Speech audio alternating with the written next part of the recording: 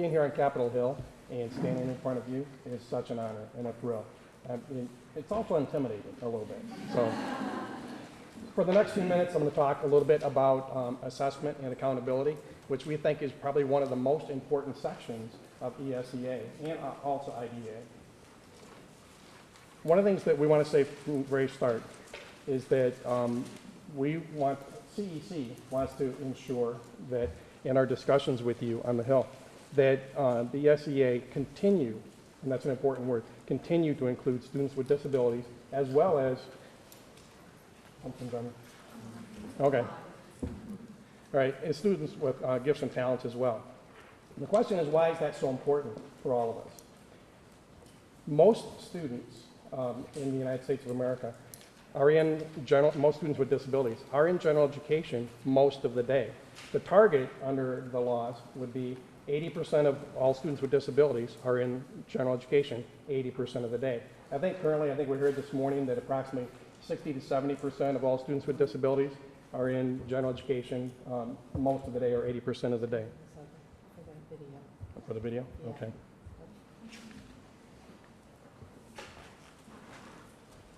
One of the things that we heard from Alexa Posney this morning, and I think we can all agree with, is that we want to consider and we want to reinforce in ESEA that all students with disabilities are general education students first and foremost.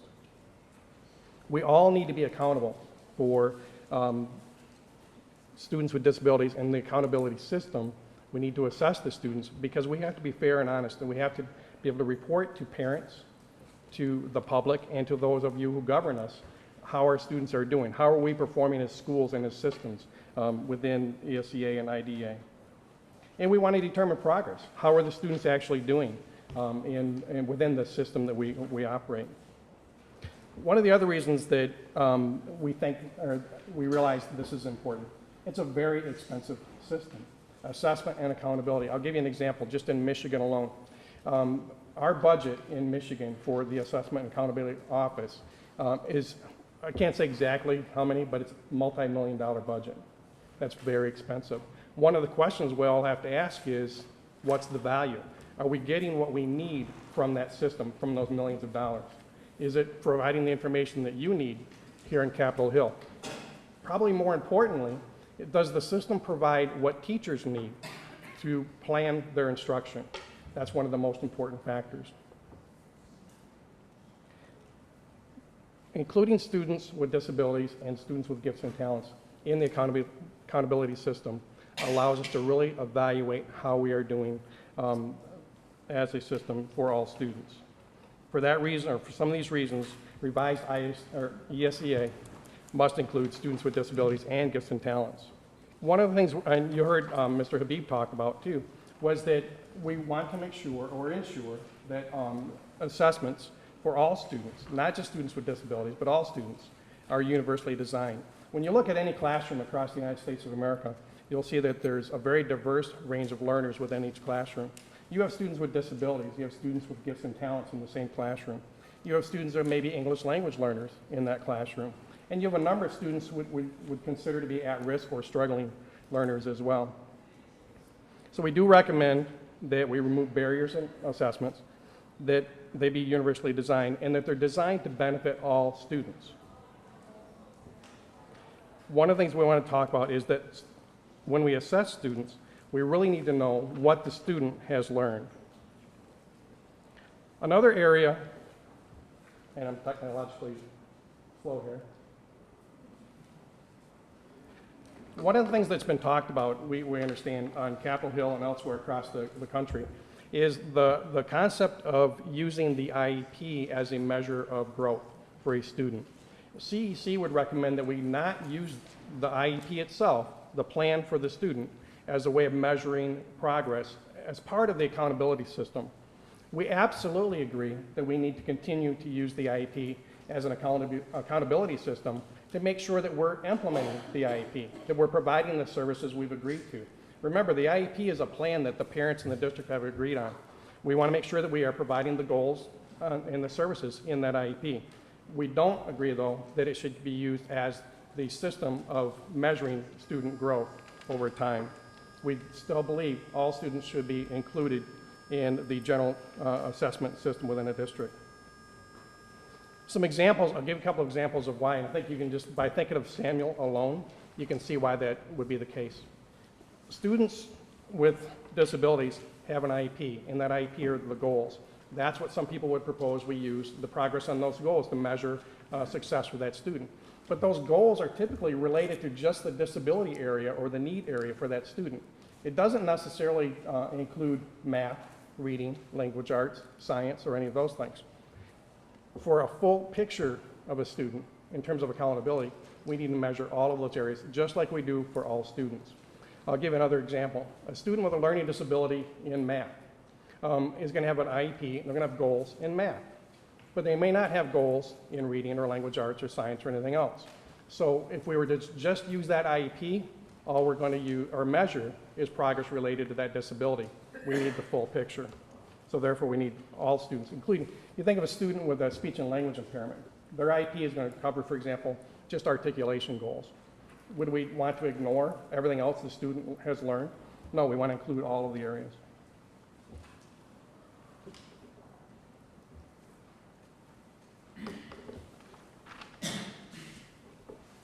CEC recommends that Congress ensure that all children with disabilities or gifted and talented be included when assessment scores are reported publicly, and this is a very important issue. Where I come from in Michigan, I represent an intermediate school district, which is a consortium of 11 school districts. So when I hear from all of our directors of special ed, I hear from our boards of ed, and I hear from our superintendents in all of those districts, they have concerns about how this is currently used. We want to make sure we continue to include all students in the reporting. What happens, though, practically, back home, is that because of the 1% and the 2% in how we measure students or how we assess students, what we start to see is the unintended consequence. For example, we have students that may be in a program in one district who are residents of another district. And as a consortium, we're working together, which is great. And these students, for the most part, are mainstreamed or included full-time or part-time in general education. But because of the fear of the punishment part of the current law, districts are reluctant or are concerned about having all of the students with disabilities in their district, even though they're included and they're a part of the system, because they look at it as being punished for doing the right thing. Because in some districts, for example, I talked to one of our districts this morning, and the director in that district said that realistically, they have more than 1% of the population has cognitive impairment. But they can only count 1% of that population for the purposes of IUIP and the alternative. What happens then is the other students that are being assessed are counted against the district. It affects their AYP performance, or they will not reach AYP. So that's one of those issues we really need to work on.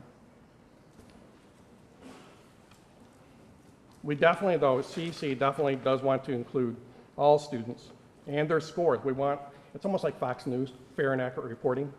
It's probably not a good thing to say up here, but let's be honest about what we're reporting.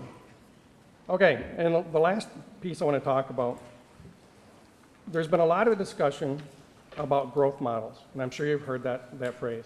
Now, most of us really don't have an answer on what that really looks like at this point in time. What is a growth model, and how is that different from the general accountability system or the state accountability system and assessment system? What CEC would recommend is that we have a hybrid, that we need both. First of all, we need to be part of the pilots. We need to include students with disabilities in the pilot programs that's studying growth models. But ultimately, we want to make sure that we have our students have the opportunity for both, that we're using multiple measures to determine or assess performance for a student. Yes, when you think of growth models, we want to know how students are doing on their IEP goals. Absolutely. And we do that as special educators. We know on a regular basis.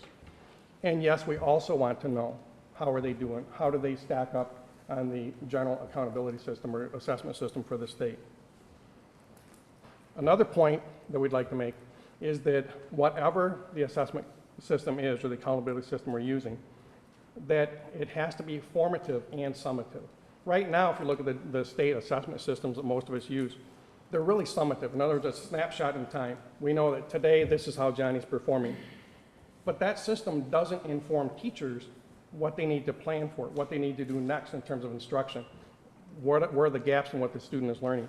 So therefore, we need formative assessments as well as. So we can do snapshots in time, over time, looking, comparing that with the general curriculum for the school district and determining what the students' needs are from that point on.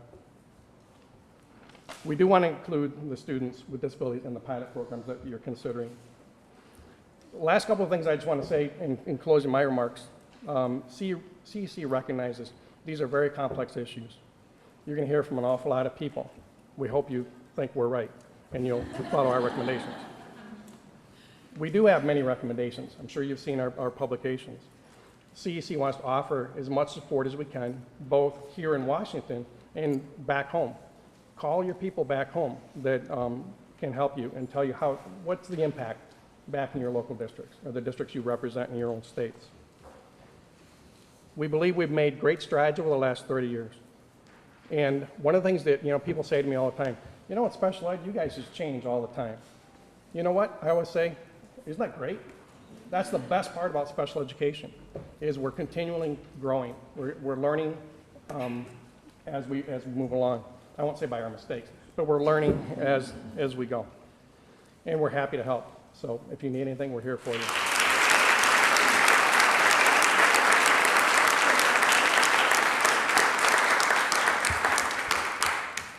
Thank you very much to all the panelists.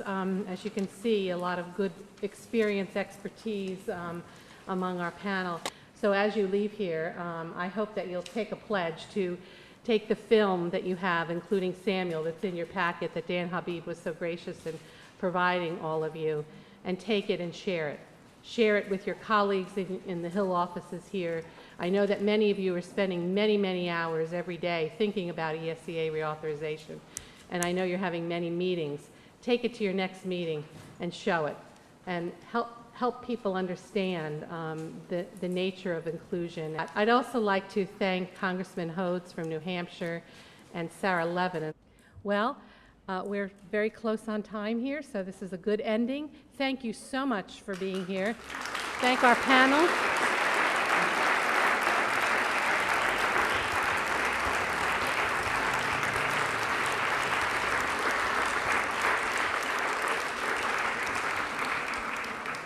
And if CEC can be of assistance to you as you begin your work and continue your work on IDA and No Child Left Behind, please feel free to call upon us. And have a great day.